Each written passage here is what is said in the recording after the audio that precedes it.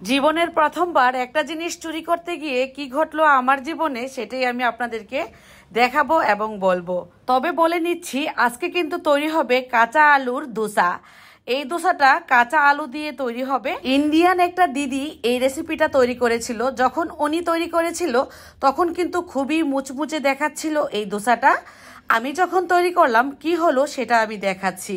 এক মুঠ মসুরের ডাল, এক মুঠো পোলার চাল 10 মিনিট আগে ভিজিয়ে খুব ভালোভাবে ধুয়ে নিয়েছি। এর সাথে আমি 2টা কাঁচা আলু এভাবে কুচি করে দিয়ে দিলাম। 3-4টা শুকনা মরিচ দিচ্ছি আস্ত, পুদিনা পাতা আর ধনিয়া পাতা দিচ্ছি সামান্য পরিমাণ করে করে সুন্দর ফ্লেভারের জন্য। ছোট ছোট টুকরা করে 4টি আমি আদা ফালি দিয়ে দিচ্ছি, খুবই পাতলা, সুন্দর ফ্লেভার আসবে। লবণ দিচ্ছি স্বাদ অনুযায়ী। 1 চা চামচ পরিমাণ চিনি দিয়ে দিচ্ছি সুন্দর কালারের জন্য। এবার ব্লেন্ডার জারে সবগুলো উপকরণ নিয়ে নিচ্ছি। এই মিক্সিং জারের মধ্যে দিয়ে দিব 1 কাপের চেয়ে একটু বেশি পানি। পানির পরিমাপটা আপনি বুঝে শুনে দিবেন। দোসার ব্যাটারটা যেমন হবে ঠিক সেই অনুপাতে 2-1 বার চাপ দিয়ে নিয়ে আসলাম।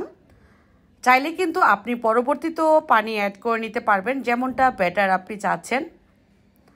ব্যাটারের ঘনত্বটা দেখতেই পাচ্ছেন।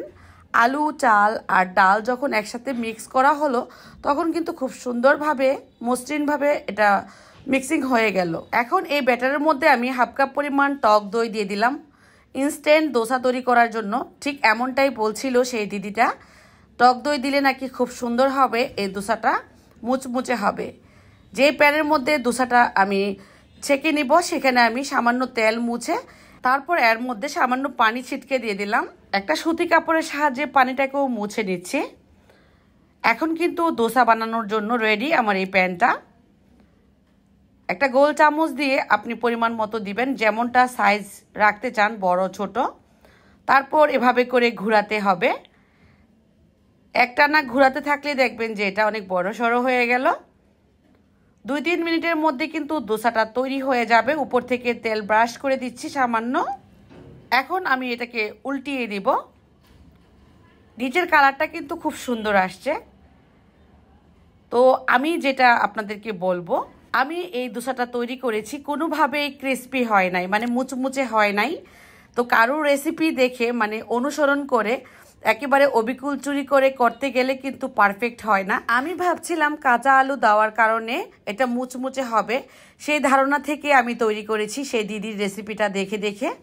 তবে মোটেও ক্রিস্পি হয় নাই, বরঞ্চ এটা একদমই নেতিয়ে গেছে, কিন্তু খেতে খুবই টেস্ট ছিল। তো আমি যে ক্রিস্পি ভাবটা দেখে এটা তৈরি করেছি একদমই পারফেক্ট হয়নি। সেজন্য আপনাদেরকে বললাম যে কারোর জিনিসটা আসলে অবিকুল অনুসরণ করে করতে গেলে ঠিক এমনই হয়। তো খারাপ হয়নি, ভালোই হয়েছে খেতে। তবে আমি আমার নিজে থেকে তৈরি করলে আরও বেশি ভালো হতো। সেজন্য আমি বলবো, যারা আমরা রেসিপি তৈরি করি কোনো কিছু সিক্রেট না রেখে সব কিছু ডিটেলস বলে দেওয়াই ভালো। তো আমি যে দিদির কাছ থেকে দেখে দেখে তৈরি করেছি সেই দিদি নিশ্চয়ই কোনো কিছু সিক্রেট রেখেছিল, সেজন্যই আমার এটা ক্রিস্পি হলো না। তবে এটা অনেক বেশি মজা হয়েছে, ট্রাই করতে পারেন। আমি আরও একবার ট্রাই করব কাঁচা আলু দিয়ে কিভাবে ক্রিস্পি এই দোসাটা তৈরি করা যায়, সেটার পারফেক্ট রেসিপিটা আপনাদের সাথে শেয়ার করব। হ্যাঁ, আমি আমার কাহিনীটাই বললাম। সবাই ভালো থাকবেন, সুস্থ থাকবেন আর রেসিপিটি শেয়ার করে দিবেন। আল্লাহ হাফেজ।